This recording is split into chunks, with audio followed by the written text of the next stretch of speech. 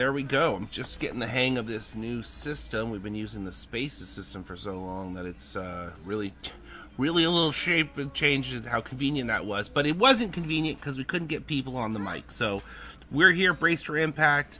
I'm Don Ford. We're trying something new with our system. So instead of just going through Spaces, we're doing our own live stream. And I hope it works. We're on our Discord. You're welcome to join us here. It does a thing. We're pretty happy with it. But that's the thing. So I'll be joined by actually most of our staff today. I got, hopefully everyone will get a chance to talk before my computer crashes. I got Biff, Donna, Heather, Jesse, and Terry here with me today. Hi, everyone. I'm going to say hi at once. I hear that's, everyone loves that. Just a cluster of highs. Hello. Hi. Hi, everybody. Donna just giggles. So we're going to be talking about a lot of things. We do have some good news. If you're a longtime listener of the call, we've been doing Novavax stuff. Novavax, which is a COVID vaccine, and other vaccines, public health, whatever we can get into. But we've been doing Novavax as a company because, for me, and I don't own any stock. This is not a stock-related pitch. But I don't own any stock, but I see it has this benefit to really, really help people, and because of what the adjuvant does, and it was a big step in progress potentially. And so for the last couple of years, we've been talking about this, and people have accused me of being all kinds of things relating to the stock, but I just genuinely believe it's good for humanity kind of stuff. And so Novavax did a investor calls. J.P. Morgan, Biff, was J.P. Morgan, right? Yes, that's right. The JP Morgan conference. Right. And I'm not a huge fan of JP Morgan, but it was interesting hearing him give his 30-minute spiel where it's he sees Novavax as in the same way. They're doing the thing we had said they should do before this CEO took over. This connecting and reconnecting. So we're going to see what happens. But it says, oh, no. Yeah, it's doing it again. This is a completely... It might be what the sun is doing. What's that? Say it again, Heather. The sun is throwing stuff at us today. Oh, is it another? Yeah, I have a lot of drop frames. Sunstorms, CMEs. It's supposedly the strongest one since 2003. Yeah, but what we're seeing right now isn't too concerning because of the orientation. I mean, over the past year, I've kind of gotten into it a bit as a hobby, so that's more detailed than you're going to see in the average headline, but I don't think we're seeing too many impacts on technology right now from it. Yeah, but I'm just my technology is a little easily impacted at the moment.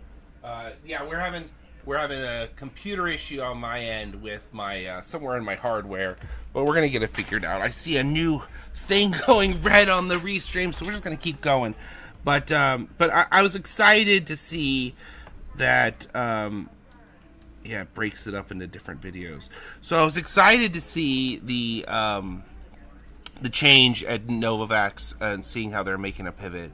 It's a good thing. It's a good thing. It's if I was an investor, I'd be a little more worried in some ways, but I'm not an investor, so it's good at humanity stuff. I'm pretty happy with it. So it's good. It's just nice to see something that we talked about and worked on the show, and we're this would be a good thing for this company to do, and to see it actually happening. And it would be nice to get, with all the anti-vax rhetoric going on right now, a lot of it is associated with adjuvants, and it's a problem that people are, vaccine hesitant. So I feel making these changes, this is what we were advocating for the last couple of years at VRPAC, which was just making changes in what's happening.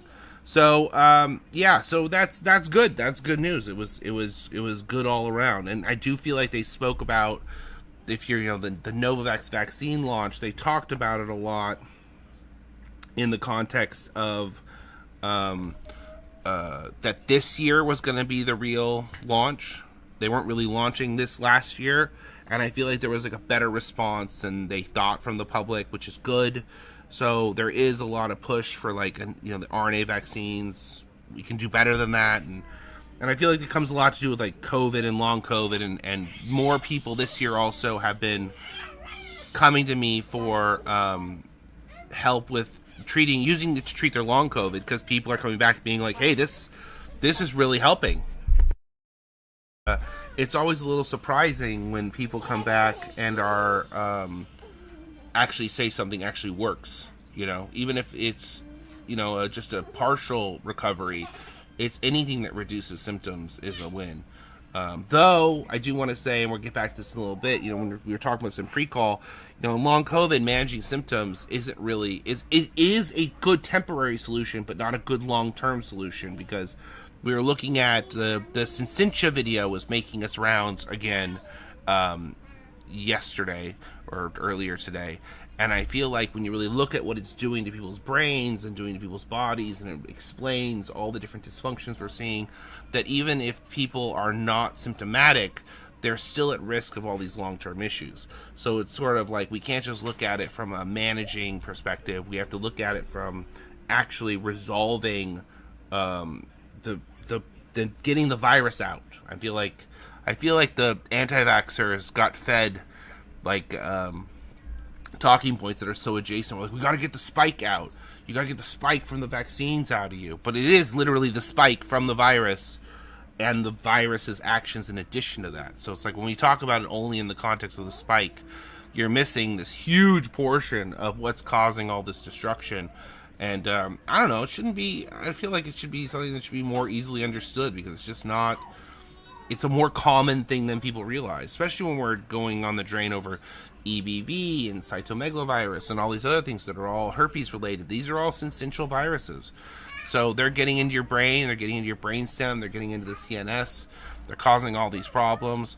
And then, it does affect people's personalities. It does change how people do things.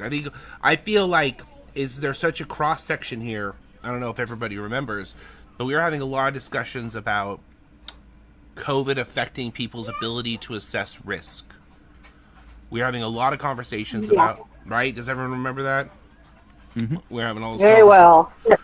Right. So I feel like when we look at ICE and we look at Trump right now, you can't help but see this change in how they assess risk. Like, you know what I mean? Like, I don't know, does anyone else see it? I feel like they're taking on way riskier behavior, like, I don't know, whisking the president of Venezuela. Like threatening to take over Greenland, maybe? Yeah. Yeah, exactly. Because before, in Trump's previous term, that would have been a risky situation. But in Trump's current term, when they were all addled with, cytokines and COVID in the brain, that's no longer a problem. So, especially when the people around you are also in that same sort of funk. And this is the thing I try to explain to people, and why, we push Novavax so hard, and even it has upper respiratory tract support, but it's less, but it does reduce the effects on the brain. And the whole problem was that we did the mRNA rollout, if you're a new listener, it didn't do anything to prevent this effect on people's brains. So even if you got like fully vaccinated and did all this stuff the right way, you would still end up with this change in risk assessment, which is very similar in concept to how, what is it called? What am I thinking about here? It's the mouse disease that it's a full body infection. Toxoplasmosis. Thank you, Terry. Yeah. Toxoplasmosis. You're welcome. Thank you. It's another full body infection. So these things aren't manipulating our behavior. We're manipulating our behavior because there's some sort of connection between cytokines and the effect on our brains and us getting sick and reducing risk. There's some sort of survival mechanism in there. But it doesn't mesh well with people driving around $4,000 pieces of metal with computer screens in them, because you end up in this place where you're basically driving drunk. You're at the upper limit of drunk driving from a COVID infection, and I feel like I think it's easier to associate the risk. Like, everyone who's had a friend who is drunk who thinks they can do things they can't do. Right? Like, everyone has had that experience. And I feel like that's kind of what COVID's doing to people, except everyone is drunk and everyone has convinced each other that they can do things that they shouldn't be doing. When people see that bat brain video, do they think it's not also happening in people? Apparently they do think that. You're wrong. I think people don't know what they're looking at. The people aren't even seeing it. How are they going to see it? Yeah, it You is. know? That's true. That is also true. We're showing it to more of our friends. Like, we're just trying to convince the people who are COVID conscious already that this is a thing. Because, like, that whole HIV, COVID, airborne AIDS article got published. I'm watching. Oh, I'm showing. Now I'm back up. Like, I'm getting a really inconsistent internet feed. Can you guys hear me now? Yep. I Yeah, can. yeah. There's a new thing that I'm noticing here where it's showing that when I drop, it goes to red. So I think it's my internet connection, and so my internet connection is like dropping down to red and then up at green. So I'm at like 4 bars. So we're just gonna get through this, but it didn't cut out, so it's still. Either that or they don't want us to talk about fusing brain cells. Yeah, few too many fused brain cells already. No, it does seem like something they want to talk about. I mean, it really does feel like it's banned. It's a banned word, and it was a specific moment when they tried to ban it officially. It was the when we switched to Omicron. There's an argument made that COVID was no longer syncytial after Omicron, which is why people say the virus changed. They don't say syncytial as a concept, but the articles and studies that came, which, by the way, the study that they cite is from somebody we like as a group. It's one of the people who does all of the really great variant studies. So he's actually really fantastic. It's just that they didn't read his study right. And I covered this in my long COVID article back in 2022, which is basically like, yes, the virus did change, but it didn't change the way all these people are saying it changed. It didn't stop producing syncytia. It changed how it produces it. And there's a lot of reasons for that to do with like temperature and other things, because like the reason COVID prefers the upper versus lower respiratory tract is a temperature issue.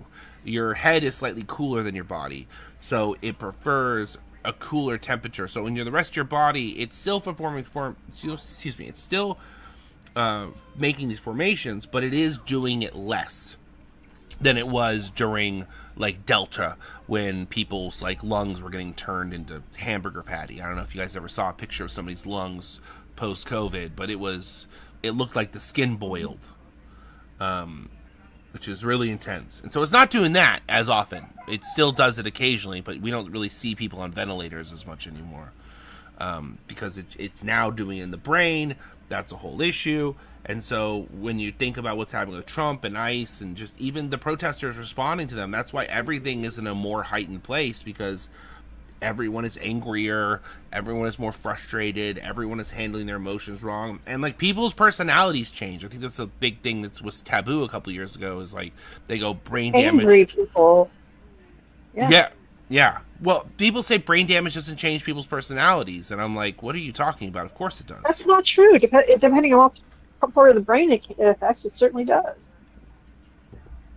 Yeah, so people are always kind of uppity when you say those sort of alterations can occur, but I mean, I hit my head one time really bad, and it changed my personality a whole bunch. I like changed all my friends. I ended up getting married to my wife. Like, I changed my whole life. I hit my head with my fire staff, You actually. your head and you married your wife? Yeah. No, like 6 months later, but I hit my head really bad with my fire staff, and it was before my it was my old fire staff, and it had like a screw poking out of it, because you basically like, you're just you take a metal pole, a dowel, the fire material, and a screw, and you try to line up the dowel in the metal pole with the things, and that's kind of what holds it all together.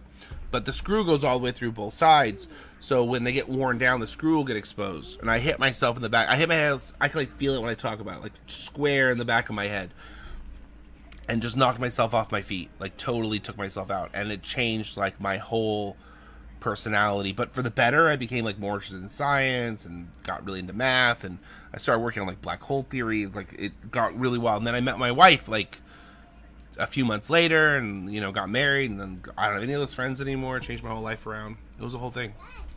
That was like 2011, 12? No, yeah, 2012. So yeah, so people say it doesn't change your personality. I mean, it can. It can change it for a lot, but it damage in the front of your brain almost always makes it worse. And I feel like, in Sure, America, right? Like that's where your like empathy was. I didn't hit my head in the front; I hit my head in the back. And so hitting your head in the front usually makes people cruel. Usually makes people cruel.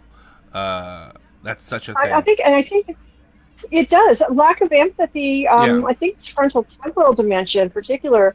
That's one of the signs of it. You'll Right. lose empathy. Yeah, it's well. So what's really screwed up about it? I tried to explain this just so many times, but like when COVID enters through the upper respiratory tract, it goes along the. Oh man, I'm forgetting all the words right now, but it goes through the nose, up the nerve endings that we talk about, but then it enters the brain exactly at Exactly. directly where we control empathy. So like COVID is entering your brain, forming syncytia directly where you control how you feel about things. Like that's happening on a massive level. So basically, I was right. Okay. Yeah. Frontotemporal dementia, loss of empathy, is a hallmark. Degeneration of the frontal lobe, social functioning, emotional expression, and the ability to understand other people's feelings. I might add that people have theorized that's the kind of dementia Trump has.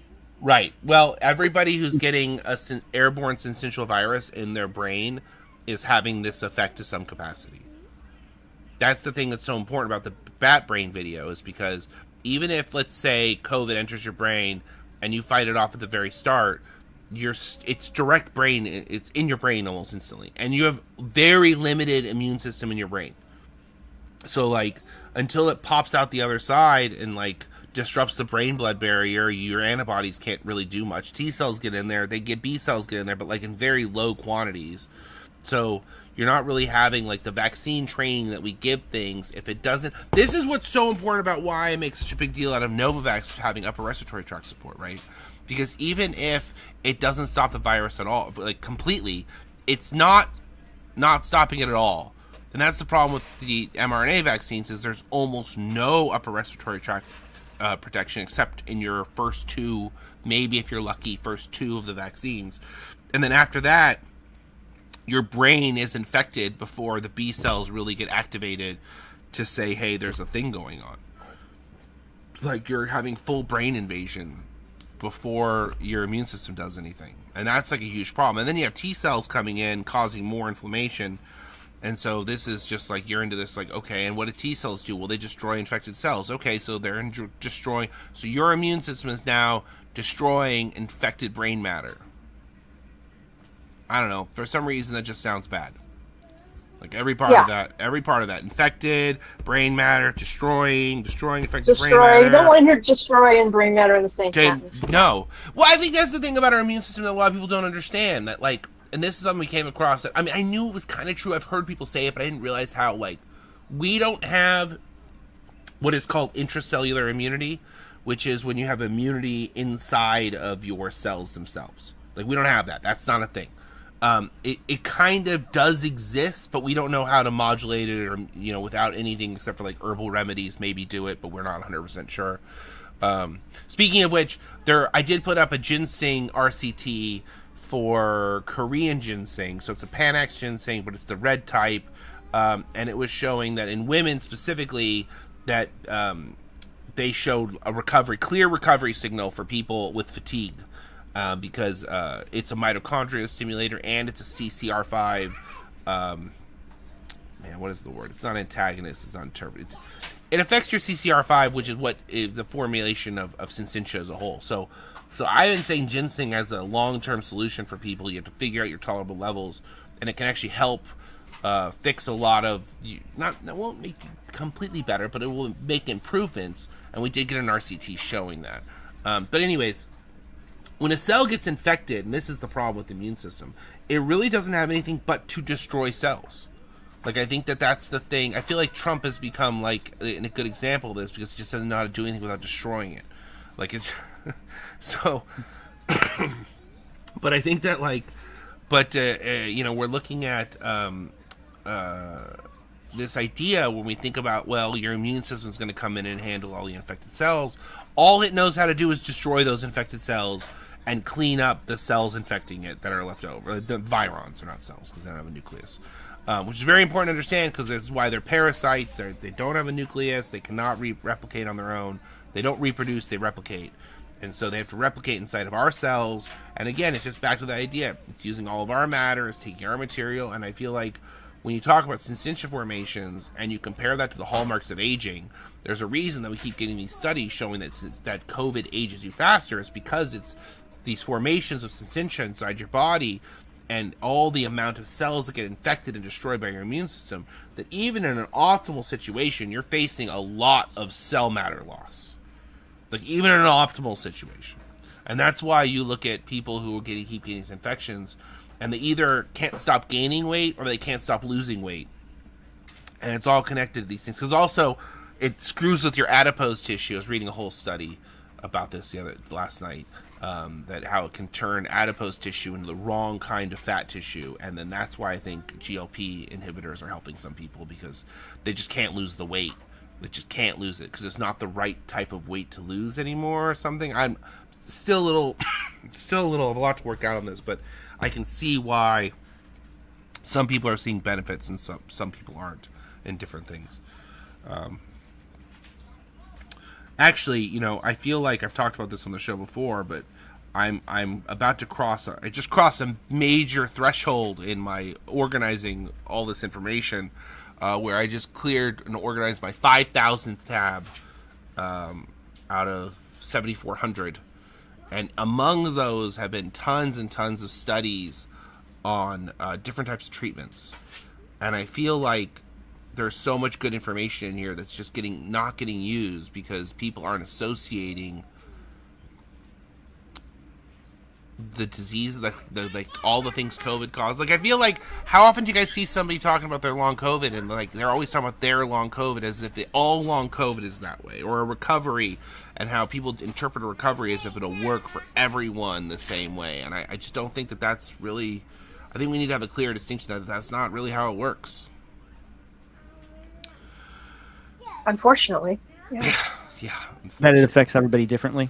Right. I think it does. Your body's really big, and the virus is very small. There's a lot of it, but it gets into different places. I think it also plays into the theory of how persistence works as a concept. It kind of posts up in a random part of your body with a mutated variant. So Triggering other latent things, possibly, or right, yeah, all different versions of it, right? Yeah, and you're just into all, like, you can have multiple different variants in your body from one infection at the same time. I feel like persistence as a concept, you know, I feel like it's so important to talk about because you're looking at, like, I think there's this misconception that your symptoms, because ME/CFS is so awful, like, it's hard to see anything but the risk associated with that. But I think that what people are missing is that the risk is not actually in your symptoms. The risk is in what's causing your symptoms. And so, like, when you're talking about this virus causing all this damage, like, it doesn't matter if you have symptoms. If you have persistence, it's causing this damage. So, like, we talk a lot about symptomatic long COVID, but we don't really talk enough about asymptomatic long COVID as a concept and how much danger it puts everyone else in. Like, the people who have symptoms are more the canary in the coal mine than they are the entire problem. And I feel like when you're the patient trying to get help, it doesn't help to hear that, oh, you're just a small part of the problem. It sounds like you're dismissing them. But it actually is better for the group, the more people that are actually, not to say that it's good when more people are affected by it, but it's good to recognize the highest volume of people that are actually technically affected by it, because that's the amount of people who are now going to help fight for you to help get some kind of treatment, because they need the treatment too. And like, so, all the other people, meaning like all the other people that it's sort of advancing other conditions that they might have, or nothing's happening at all, and they just die of a random heart attack at 45, which right. heart and attacks, nobody makes the connection. right? Which is happening, I think, today. Right. I was actually reading a study amongst all these studies about how it can cause damage to your heart even when you don't have any symptoms. So you can have symptomless issues, but it's still damaging your heart. And that's because the spike And you protein... won't know it until, a year later you have a heart attack. Right. And it is the spike protein Okay. is inherently dangerous, but it's really how the virus affects other cells that it parasites, and then what those cells, because basically when a virus infects your cells, you now have an autoimmune disorder of that cell, basically, even if it's a temporary one until that cell dies. But if it posts up where your body creates those cells and every cell comes out infected, that's an autoimmune disorder, basically. And so you have your body doing the wrong things, and then we measure that funny and people don't understand it. It's actually, I realize there's this huge discrepancy between people realizing, like, in confirmed science, how this stuff actually affects, like, how the viruses affect our cells, because we have a hard time monitoring that small. The electron microscopes don't really cover it that well. So we're only now really seeing, like, technically observing how it does this thing that we've been, like, it has to do it. It has to do it because this is what we see. We see this happen, then this happens, and this happens. So in order for all these things to be occurring, the virus must be taking control of the cells and then using that cell. You actually see it. I wish we haven't gotten screen sharing set up on here yet, but we will. We'll have it more, just this image eventually. But I'll take a look at the brain, the bat brain video. And so I feel like the bat brain video is such a great example because it is really highlighting. Let's see if I can get it up here without my computer crashing. It is really showing, if you actually watch it, it does everything that I'm saying. You can see the organic compounds being, okay, so here it is right here. Let's put it in so people can look at it. Put it in the comments real fast. I'm at a computer, so I can do things until my computer crashes. Okay, so if you look at how in this video, I just loaded it up. So if you're looking at, take a second. New York Times posted August 22nd, 2021, and the only reason we have this is because a scientist won a Nikon film competition. And so if you start the video at the very, very top, all of these matters, you got to remember, you're looking at cells in a petri dish, okay? So you're not looking at it is three-dimensional, but it's not three-dimensional in the way our body is. It's like a slice of a bat brain. So all these cells in here, excuse me, are different cells all connecting to each other, and you can see nucleuses. All this dark material is all the different parts of the cell doing different things, because you can see, like, through the cell, right? So these white lines on the edges are the edges of the cells. Now, the red dots are COVID, okay? Now, you'll see at the very start of the video in the upper left-hand picture, there's a ball and a dead space. That's because an infected cell in the center of that sucked all its neighboring cells into it. And if you actually look at that, it looks a lot like the lungs did when they look like they boiled. Because three-dimensionally, this would be a three-dimensional hole, like a black hole grenade in a video game or something like that. So it's taking all these cells that are next to it. Now, you're going to see that as the video plays, and both the upper right-hand corner and sort of the middle left, you're going to see these dead spaces start getting created. These big open spaces, and these cells all sticking into each other. There's a big glob right in the right-hand middle, and it's all red. That's what syncytial formation. Those are all cells that were once separate from each other, all becoming infected and sticking into one giant ball. So people have a hard time conceptualizing what they're really seeing here because, I mean, you need advanced knowledge on bat cellular structures to kind of get the gist of it, but you can see how the different cells kind of cluster next to each other until they start turning red. COVID infects them. And then they start making these like bubbles, and they releasing all these organic compounds. So you can see them. It kind of looks like wind rushing away from them, kind of. But that's actually fluid coming out of the cells, and those are cytokines or cytokines, depending on what your preference is. So I think a lot of people look at this and they just don't know what they're looking at. And this is, to me, terrifying. This is like, oh my God. Yeah. I saw that very early on in the whole pandemic and thought, oh my God. Yeah, it's terrifying. Yeah, and we only got this information because of a Nikon outside of medicine competition. Like, this was only discovered outside of the scientific, like, grouping of people. Like, the science did not release this to the public. someone won a competition, and then the New York Times shared that winning of that competition. So, like, this is something that is actually being sort of hidden from the population, because if this is occurring, you will not get infected with this. And I feel like everyone who sees this and understands what they're looking at goes, I don't want to get infected with this. Because here's the thing about bats and coronaviruses. Bats are more resistant to coronaviruses than humans are. Mm-hmm. So people will look at this and go, oh, well, that's a bat brain. Yeah, well, bats are more resistant. So we're doing worse than the bat is. That's why that spawns so many dangerous coronaviruses, because they don't harm them, they don't kill them. Right. Well, they might eventually, but they generally have But they live long enough to, infect other right, species. Right. Well, they have a better ecosystem for it. It has a lot to do with, I think it has a lot to do with mitochondria, because people don't often know this, but bats have the highest energy mitochondria among mammals, because they're the only mammal that can fly. The flies. Yeah, Yep. exactly. So humans are a close second, though. So I feel like that's why bat viruses and human viruses tend to overlap, is because we have similar mitochondria. And I feel like at the core, these viruses seem like they really feed on mitochondria more than anything.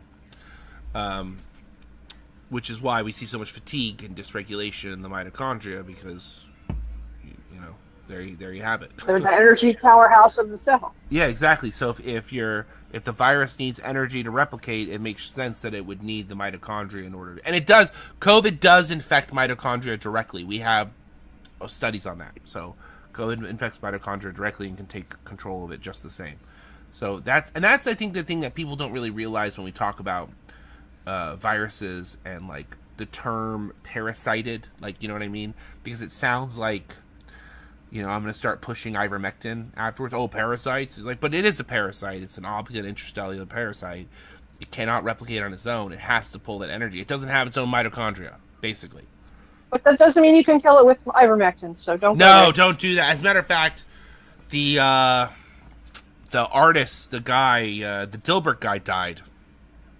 Yeah. And he died not only because he had a super invasive and horrible cancer, but because he tried ivermectin for like 4 months when he found out he's first sick.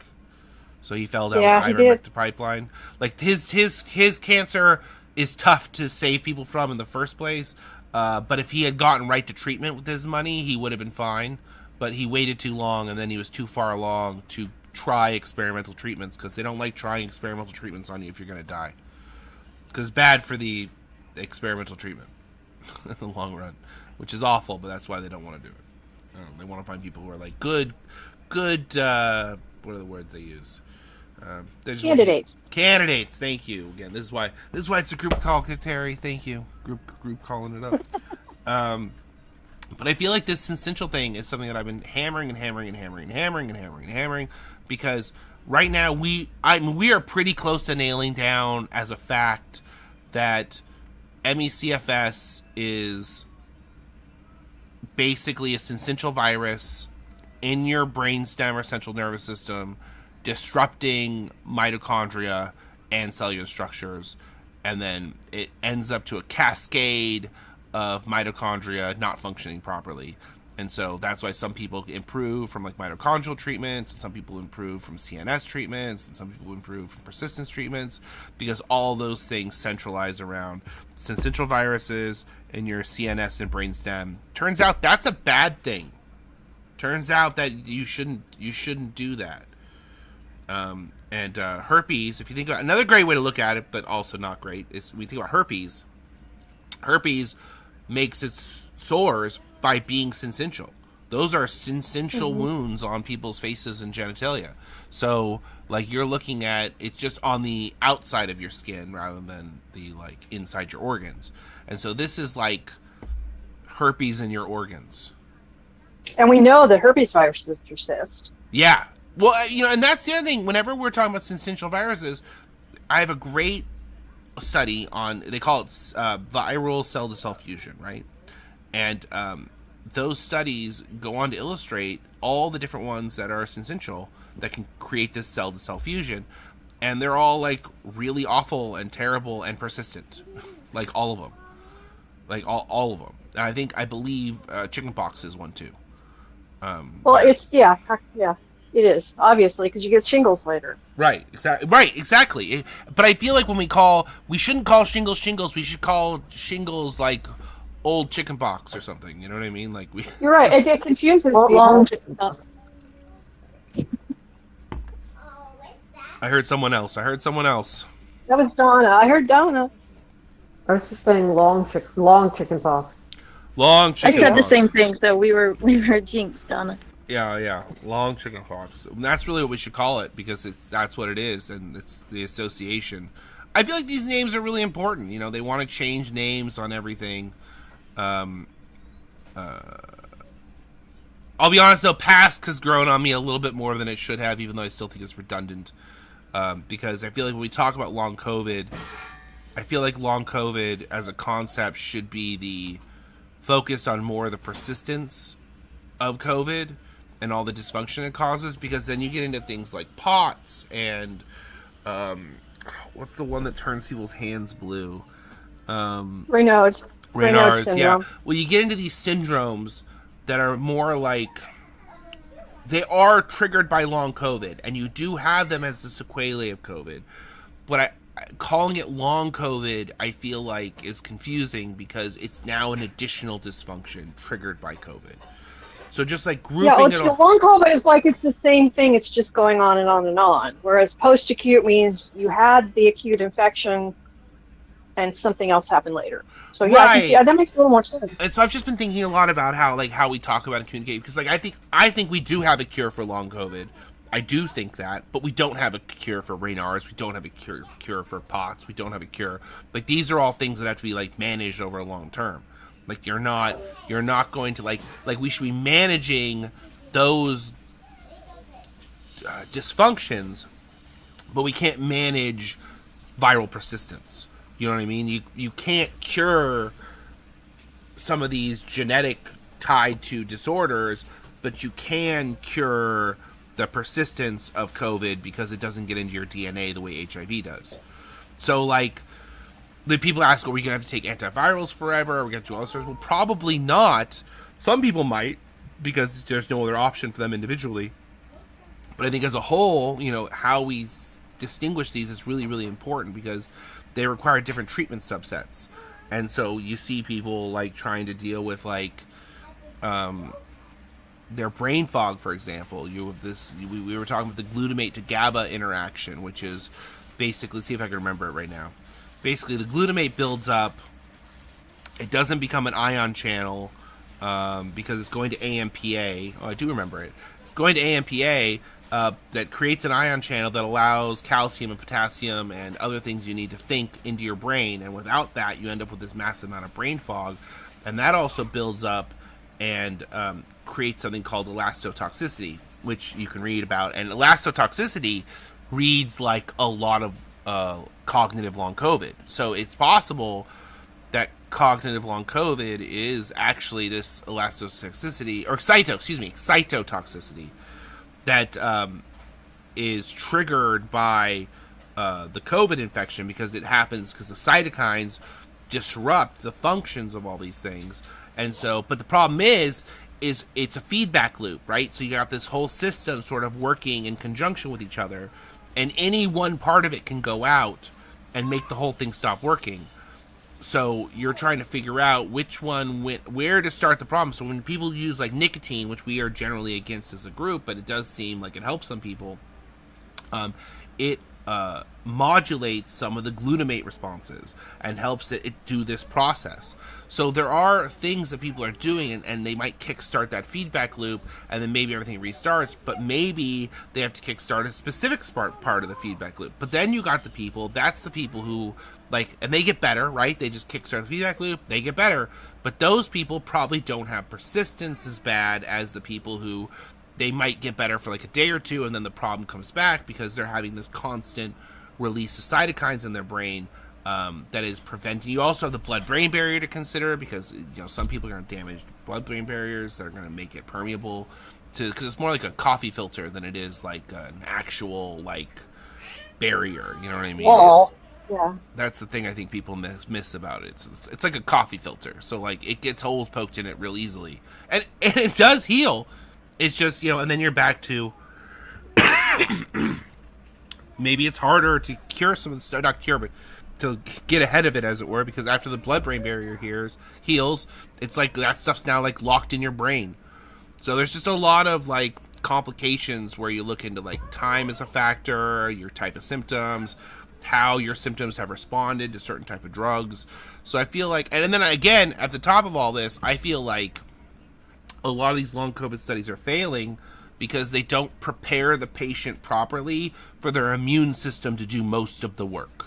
Like, your immune system still has to function relatively well. And so even if you plug some up with monoclonal antibodies, it's not a guarantee it's going to clear whatever you're dealing with. And so this is, you know, there's a lot of factors involved, and I don't feel like we're doing a good job explaining it because we're clustering up all these things that don't necessarily go together, but are all caused by the same thing. And I feel like, more than anything, I think the takeaway from this is that COVID, being a syncytial virus that starts at ACE2, is so dynamic in its ability to damage our cells that it has to change. Like, we have to change how we think about all these diseases in order to treat it. And I feel like that's sort of the problem. We have to change a lot of like fundamental thinking about how we think about, literally how we think about these things. And there's a lot of entrenched voices and opinions on these subjects that aren't necessarily wrong. They're just not completely right either. And that's why I feel like COVID is really changing for us right now. You know, it's I hate thinking about COVID in dynamic terms, but it is changing how we think about all this stuff. And I feel like it's important for giving people their lives back, because a lot of people trusted that these things were going to protect them, and they didn't, you know, and they're still not. And we were reading a story just the other day of someone saying, I went to the grocery store once and I used hand sanitizer the whole time and I still got sick. And you're just like, oh. Oh my God. Yeah, that's true. That sucks. I feel bad. And that's the bigger problem too, because the lion's share of the public still has no idea any of this stuff is even happening. Right. Yeah, there's such a huge education issue, which is literally what our proposal was about that we put together last year. We didn't do anything after the all the COVID vaccine drama last year because we were working on proposals to try to address these issues, which I feel like, you know, I wish if someone read our proposal now from a couple months ago, I feel like we really predicted a lot of the things that were going to occur. Like, I feel like we very successfully said, hey, this is going to happen and this is going to happen.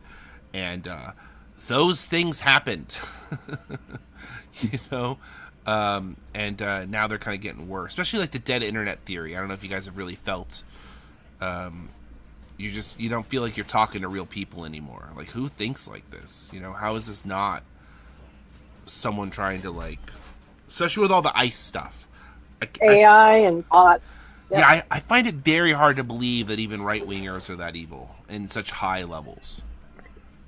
Yeah, lately AI use has been so pervasive, and even within the COVID conscious community, I've been seeing posts that are just blatantly copy and pasted AI get more and more likes, like tens of thousands of likes, and I'm pretty surprised that people can't tell that it's AI, which is concerning. It is concerning. Yeah, I think there's just a lot of world that people don't know exists, so they tend to think that more can exist than actually does. I don't know. Maybe just everyone needs new glasses. Because some of this stuff is really, really bad, and people are like, what do you mean this horse in mud shoes isn't real? Like, no, it's not real. Oh, hey, John, I was watching a bit on, it was a couple months old. It was, what's his name? The British Jon Stewart. John Oliver. John Oliver. Thank you. The British John. And he was had this... Jon Stewart, right? Yeah, I get. That's kind of right. He did this. They did this bit of this cat. It's this cat AI thing of the cat dad and the kid going to school, and the cat's dad actually dies, and it's a sad story about the cat, and it's all done in meows, and it's like a cat being humanized, like drinking at a bar, and like meeting his wife, this whole thing. And he's like, my biggest problem with it is like, there were too many comments asking if this was real. Like, it's so obviously fake. So obviously fake. And they were like, but is this real? And you're like, no. So yeah, we do have a huge problem. And AI is, I'll be honest, it's getting tricky. It's getting tricky. Like there's always been like a flood of misinformation associated with real scandals, right? So like when the Hillary's emails, and how, oh god, Hillary's emails are proving there's a pedophile thing, which turns out there was a pedophile thing, but in a different group of people. The whole Pizzagate thing, right? That, in my opinion, at the time, was all just cooked up to cover that the emails clearly showed they were rigging the primary. Like, the whole problem with the emails is they showed they were cheating.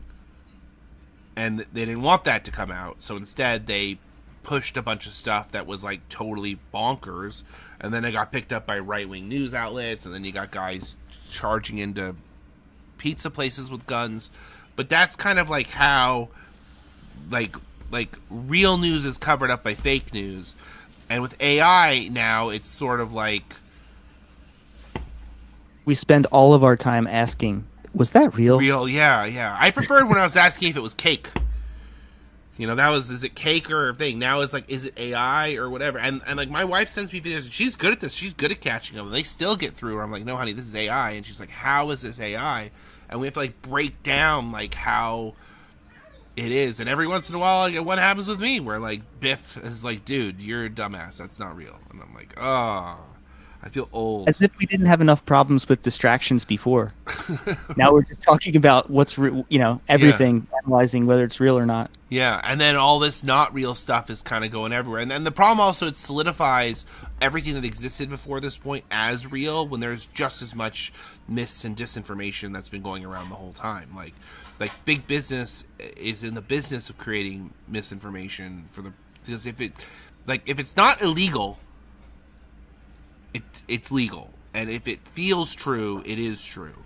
And so it's very easy to make things feel true when you have $1 billion market, and it costs a few $100,000 to create the studies that are dishonest, that say what you want them to say, are just a part of doing business. You know what I mean? And then they get peer reviewed, and you're like, yeah, because peer review doesn't check like the quality of something. It doesn't check if it's actually true. It just checks if you did your diagnostics properly. Did you do the measurements properly? Did you do math properly? Yeah, but if you manipulate the numbers and get different things and all this, there's so many ways to do it so that it will pass peer review, and it's still not like, the Republican Jon Stewart, that's Stephen Colbert. He's not a Republican, but he's back here in the Colbert Report. He did a bit on this where they peer reviewed a fake study on like chocolate losing you weight or something like that. I can't remember what it was, but he did a thing like that, and he showed how he could get through peer review. And then once you got through that initial kind of low quality peer review, you could then submit it to other peer reviewed journals as peer reviewed data. And so it's like you can take something that is not true and make it true even in scientific journals. It takes someone going through the studies and being like, well, that's not really how those things interact. And that's why I always talk about the theory, right? I always say, well, the theory is wrong because they're taking an approach here to prove a point rather than... Methodology is legit. Right. Yeah. The methodology is fine. The technical work is fine. But the theory that they started with is wrong. And so if you start from that place... Like data, you can do data washing. Right. Yeah. That's true. So this is something that I think that people overlook when they're like the sanctity of science. But then you spend all this time fighting right-wingers over what science means, and then you at the same time want to question that science. And like, well, now you sound like one of these right-wingers. And you're like, no, we need to question the science because that's what science does. Science questions itself. But, whatever those chuds are doing, that's a totally different thing. because they're not questioning science; they're like doubting science. Which I feel like that's probably the thing that I have the hardest part of, like, training myself to do is like when the mRNA was helping with cancer thing, I had a natural being like, oh my god, this is probably bullshit. But then I actually looked through all the research, and there were some examples of spontaneous recoveries related to other treatments after mRNA vaccination in relationship to specific cancers. Let's see. Reconnected. I think that's my internet. You guys, can you hear me? So I think that's my internet dropping temporarily, and I gotta figure out why it's doing that, because it shows a drop frame rate and do the thing, and it should be reconnected. Did it keep the one live open, or did it start a new window? Oh yeah, it started a new window. That sucks. Can you guys hear me now? The live window's back open. So basically what it's doing is it's reopening. This is still a test run for us. At least my computer is not crashing, but I do think there's something wrong with my internet cutting out spontaneously. So maybe I can update my drivers for my router. Worth a try. Yeah, I'm gonna try it after we get done with the call. We'll get it fixed. We're getting closer. I feel like we're doing better than we thought we did, right? Like, we're at an hour, I think, right now. We have had 3 interruptions, which sucks, but We weren't sure we were going to get this far, so what's that? we're good. We weren't sure we were going to get this far, so we're doing good. Yeah, and we can hear you this time, Terry, because I feel like the biggest problem is always, like, you would flip over from Discord to Twitter, and just you could never get on the call. Disappear. Yeah, it was very frustrating. Super frustrating, especially when you're staying up late for us. Terry's on the East Coast, so she stays up a little late for everybody. But we will get this straightened out. And I just think we're at this like, I guess we're always at these turning points, but I feel like since it's a new year and there's a really good opportunity to start looking at these things differently and explaining them differently. And the one thing I'll say about a proposal, comparative to other groups, we could use like 16 other people to fill other roles, which is in the proposal. That would help help fix these problems. I feel like it's just coming back around to everyone's taking their shot at explaining it, and they're doing kind of a bad job. Like, I don't see the COVID conscious movement growing.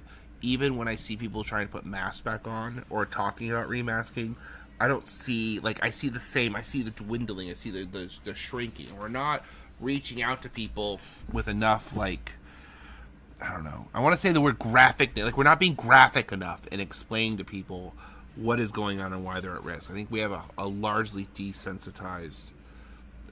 Actually, here's what it is. We were talking earlier, if you watched all the videos, because now it's broken up over a couple things. If you think about the brain alterations that people have gone through during the pandemic, which is ongoing, we can't speak to them the way we did before the pandemic. We have to speak to them in a new way that is probably more aggressive and a little more scary and a little more intense, because their personalities have been changed. Even if it's subtle, their personalities have been shifted.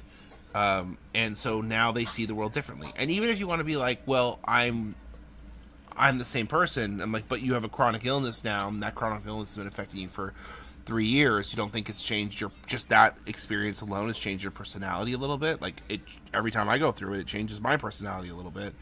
So, like, we need to speak to people where they are now and be, like, a little more aggressive in how we reach them. And I don't think that any of the other groups are really up for the challenge, because they just haven't spent enough time talking about it. I've been here trying to get them to talk about it, trying to get them to put more focus into it, but they just won't do it for some unknown reason. And so I really feel like we're at we're just at this point where it really needs to happen, where we really need to be speaking to people where they are and doing it like before AI is basically,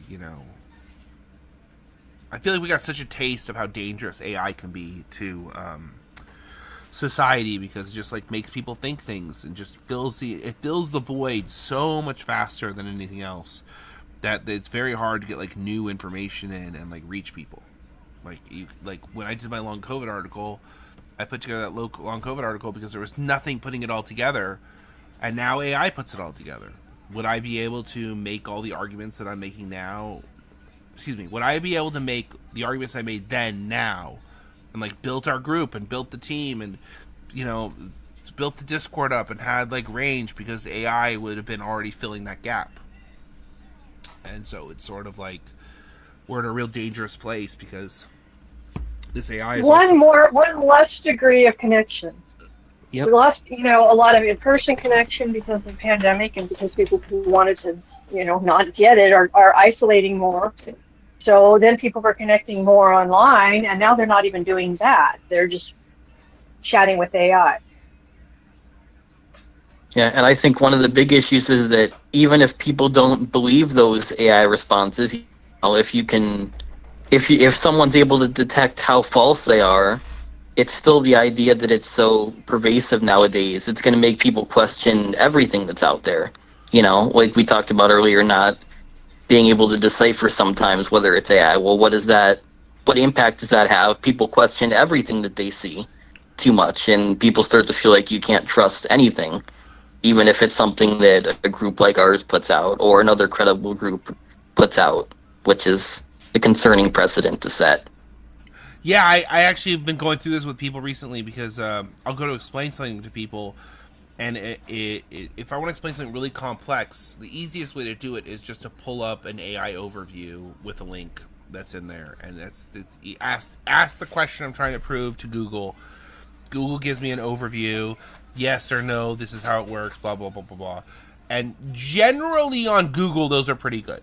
Generally. You do run into some ones where you're like, I don't know about this. You check the sources and it's bullshit. It does happen. But it's generally speaking on like basic stuff. That's interesting. I feel like I have the least success probably with Google's summary. I feel like it's wrong more often than not. That's just my experience. Well, maybe it's how I'm asking the question. Maybe that could be playing a role. But I feel like I get the answer I was looking for when I want to explain to somebody. Like, this is the thing, there's how it, blah, blah, blah. I do too. I've been using it too much. But people go, oh, you mean that AI summary? And I go... I fall on the side with the Luddites. I just want to smash all the machines. Damn clankers. Yeah, like, I just don't. I think it's. I'm with you. Thank you, Terry. I feel like they were right about a lot. I mean, it wasn't that they feared technology; it's that they feared taking their jobs and sucking their lifeblood. Their soul. Yeah, their souls. Yeah, but I think the go-to position for most people now is to just assume nothing's real, and that's like it's real. Yeah, but then but who wins? Who wins when everyone can't agree on what's real? The corporations maintain their quarterly process. Yeah, exactly. It's a big distraction, but look at how absurd reality itself is. Like, Trump was literally saying that there's no such thing as international law. It's his morality. It's up to his mind what international law is. I'll be honest with you. I don't know if you guys have heard the reports from the military attack on Venezuela, and the soldiers are pretty freaking scary. Like, they basically took 20-ish men, took on hundreds. Only 2 got wounded at all. 1 got shot in the leg, and 1 got shot and hit with shrapnel. Well, I heard that they used sound weapons. Yeah, they were making people throw up blood. Yeah. That's what I was just going to mention. But then, do we know how real that is? Like, with the whole conversation we just had. I mean, there's certainly no credible evidence, but how do you ever get that from a situation like this? I don't hard to tell. know. It's pretty in line with where the microwave technology is. Like, are you familiar with the LRAD systems? Is that what they're called? Where they're Right. Yeah. Yeah. they make And you we have scan the feelings. information. That's old tech. Yeah, and we just had this story that came out that the device related to the Havana syndrome, I think it's called. Right. It was purchased under the Biden administration, so they could study it, whatever the deal with that is. But I haven't heard specifically of blood being related to any of those before, which is what the reports were here. Yeah, they were. I mean, but I feel like with microwave technology, you're real close to that sort of. We'll see what the long-term effects on those people are, if that's real or not. But it seems like Cuba reported a ton of their people got killed because they had a ton of Cuban soldiers there. So, like, I don't know. The story seems like I can see why he's like, I could come get any of you at any point, which is like not untrue. But everything he seems to be doing are these like sort of like shock and awe kind of things. It's like these Like- immediate. like a blitzkrieg. Yeah. It's just this attack and then out. Like they definitely don't want like a prolonged thing, even though all of these things have the potential to cause so much more long term. Well, No. Looks like they're not trying to hold territory. exactly. So you got two different types of military here. You got, can a specialty force extract a specific person under incredible fire, which puts every elected leader at Yeah. risk? Yes, they can. Yes, they can. Can Can they hang on to that territory? Probably no, not. no, probably not. So all they can do is threaten the leaders with extradition, and not with which not with violent extradition, I guess, and that's sort of like what we can do, because we can bomb. Because also when they're like bombing things, I don't know if you guys have noticed after watching Israel bomb things with our bombs for 3 years straight, just nonstop, however long it's been, I've lost track of time. They're not very efficient at killing people. Like the bombs that we have are good for like destroying structures, vehicles, but like actually killing people, maybe 10, 20 at a time, unless they're like really packed in a room. So like they're not the most efficient. Like guns, unfortunately, I hate to have this discussion, but guns are still the most efficient, because you can put out the most damage over a sparse amount of line. But we're like losing the training for that, and again, you're back to, you could have Delta Force be like psycho killers against an armed force, but then taking soldiers and having them be psycho killers against roving gangs, essentially, which are just militias, right? Which are normal to any country, really. You end up with a militia group with anyone that has weapons, and you're just into this position of like the differences on what you're capable of, which is why I feel like he's just threatening the leaders, and he's like, I'll just threaten whoever the next leader is. We're essentially running things, but he doesn't need to come in and actually like control the streets or control any of those things, because he'll just keep taking out whoever is the leader. I mean, that's kind of like the mindset, which I don't think is a very sustainable Good plan. strategy? Yeah, good strategy. Yeah, I don't think it's a good strategy. It's not sustainable, because eventually people are going to get fed up with you. Eventually you have to go to other countries. Eventually you can't, was he going to live in America forever? Just go between there and Mar-a-Lago? There's not going to be any allies left.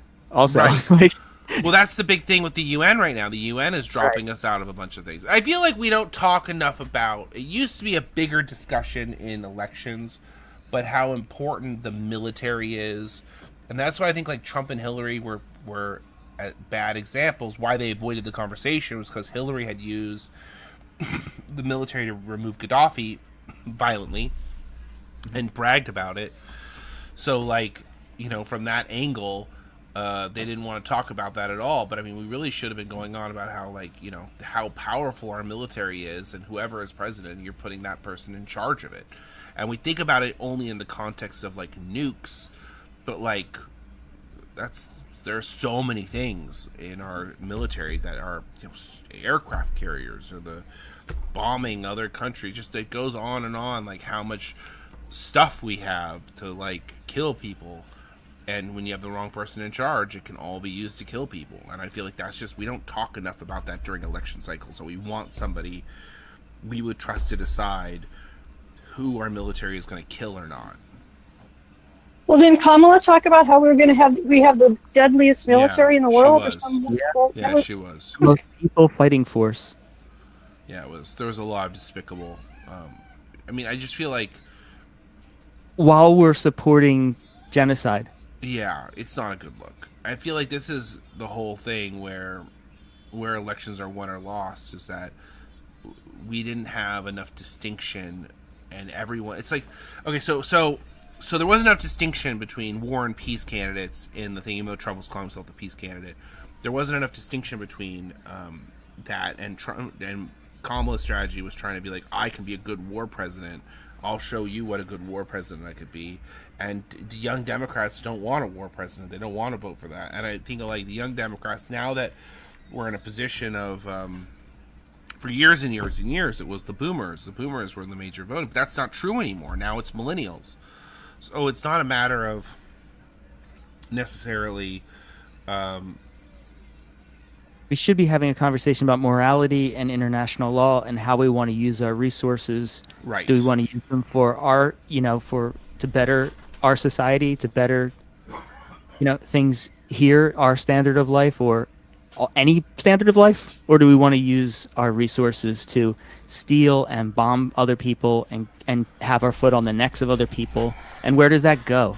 Right. Where does that eventually go? Like being that way in the world. Right. So pitching But yourself there's as so many contractors that make so much money with the military. yeah, That's the problem. it's definitely. I hope we have these conversations. Yeah, it seems like it's important to have in the next wave of presidential. Like, we need to have more of a conversation, because it is something was saying is very interesting, that there's no way whoever runs for president isn't running on de-escalating ICE in some capacity. Though I don't know if you guys saw the Democrats' plan for ICE that they tried to put out the other day. Body cams and better training. Oh, that'll help. He literally said body They video cams. themselves anyway because they're proud of it. Exactly. And the training, they're doing exactly what they were trained to do, which is terrorize and escalate. They're like, we should put body cams on all of them. They're literally filming themselves killing people and then releasing that footage. That's a body cam. Yeah. Their body cam is Yeah. not stopping them. They're voluntarily body camming. So clearly, adding body cameras isn't a good solution. ICE as a exist. The way we handle immigration should be changed. We should have more, not necessarily open borders, but in the sense that we should have immigration should be something that should be legally easy for people to do. It shouldn't be take thousands of dollars in your entire life.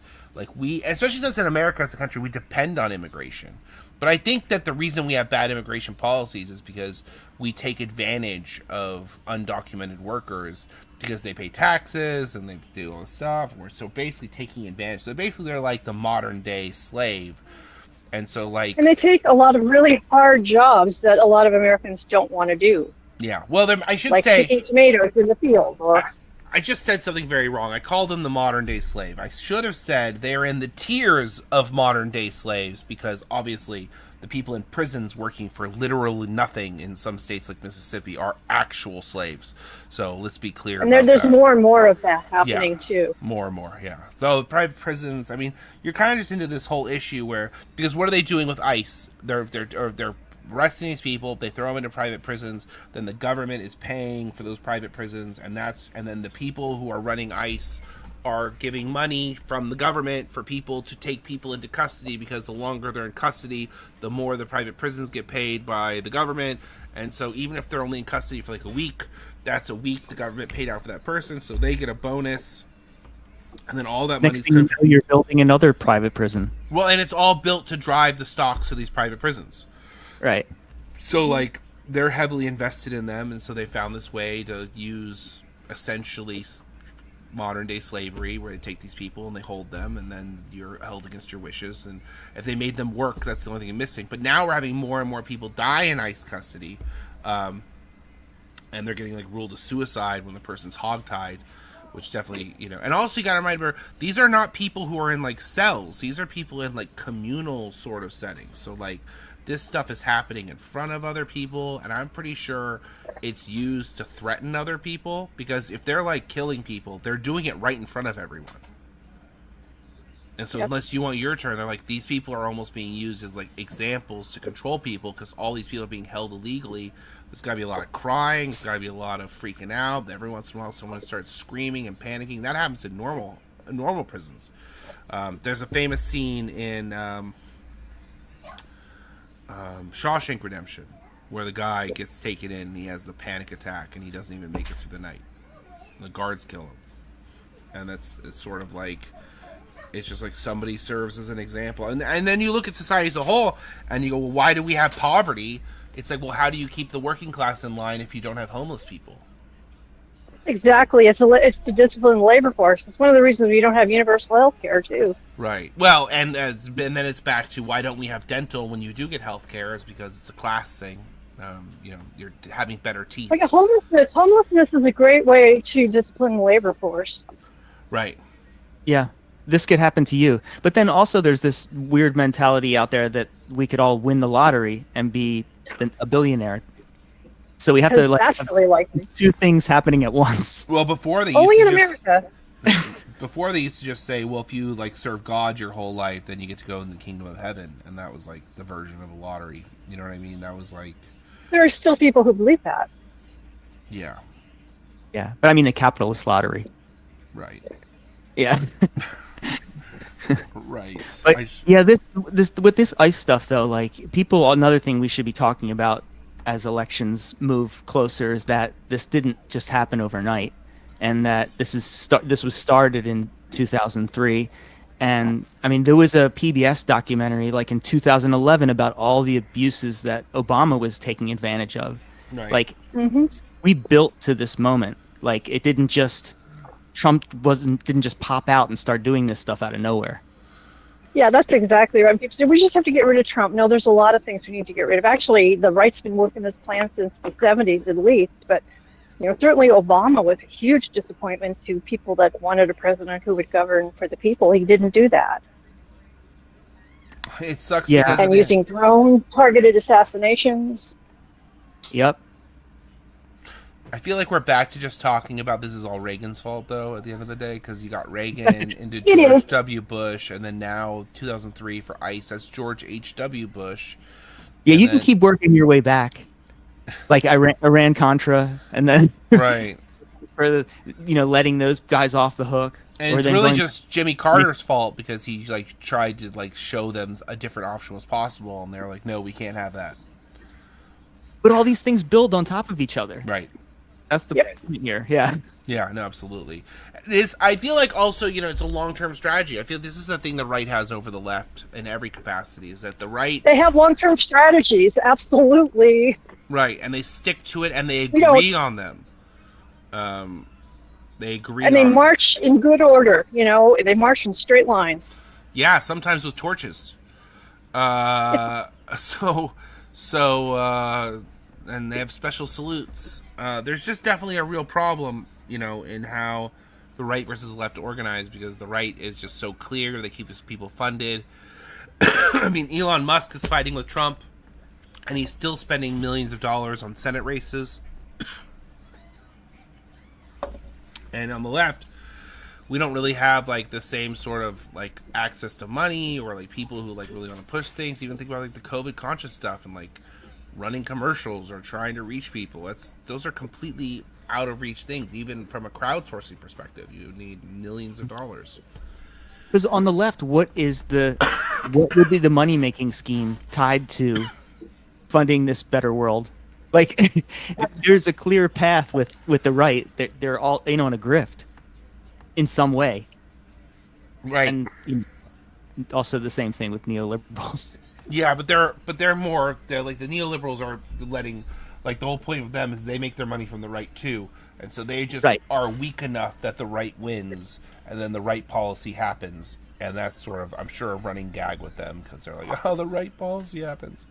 But that's the whole thing, right? That's the whole is that they Yep. they're not there to move anything forward. They don't have any long-term strategy. They just want to run on the things that people before them did, maintain a status quo as much as they can.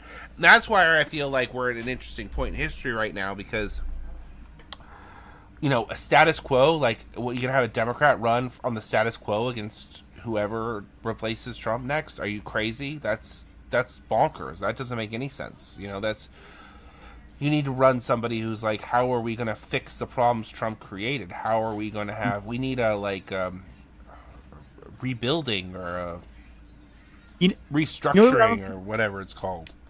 I don't think we ever talked about the whole thing with the Democratic autopsy. No, How they hit. Which Isn't- they suppressed. Isn't that amazing? Yeah. well, they probably were like, well, we want to do the exact same thing next time, so let's not tell anyone. We don't want to do any of these things. Come on now. We don't want to run on an economically progressive platform. And I think we should wrap. I'm gonna see about my thing, but it just disconnected again. We keep getting up to like 75 feet at 209 on one. It was good. So we're back. We're gonna go ahead. If you've seen this video, this was a test video. We have been trying out different things. At least it reconnects. I mean, that's a nice touch up from the other times. But we're definitely having some connection issues on my end. I think I know how to fix them. We're still changing things around here. So we'll be back on Thursday to do this again. Hopefully it won't be broken up into 5 different calls. But this is a learning curve, I guess, right? So it's further than we were, right? I mean, it took us how long to get here? So, and I'm starting to get my cough. It's been an hour and a half, too. But my computer didn't crash, or it's been an hour and 15 minutes. So it's an improvement. So if anyone have any last minute things they want to say before we get out of here? Support the New York nurses that are on strike. It's a good one. Yep. It's a good one. Hey, Jesse, is ACIP still illegitimate? Ah. You said the magic word. They just put 2 members on there. That is just insane. So that's Can it. I get a Donna? Can I get a fuck ice? Can I get a fuck ice? Can I get a fuck ice? Yes, I'll definitely go with you on the fuck ice, because that is such an issue that we just don't need ice the way they're like. We don't need ice really in any capacity. Doing like, they should be working with police officers to serve warrants normally. Like, we don't need a paramilitary force that works on immigration. We just don't need it. They think we do, we don't. It's silly to think we do, because we didn't have it before 2003, and they didn't even talk about this before then. So, it doesn't make a whole lot of sense. Anybody else? Because I think we're all done here. Okay, so we'll be back on Thursday. You can follow BFI Show, which I'm going to start moving the show over there. And once we get the details straightened out so it's consistent, we're going to move the show over to my other account, and they'll be easier to track and watch, and all those things. And we also have a YouTube, there's Discord, there's a lot of things going on with this, and hopefully we'll make them more accessible here in the future. So thank you everyone for going through and listening. There's actually a couple people who've already popped into the new live one to listen, so we'll be going here and back on Thursday. All right, everyone have a great well, have as good a week as you can. I think having a great weekend is asking too much in this market, but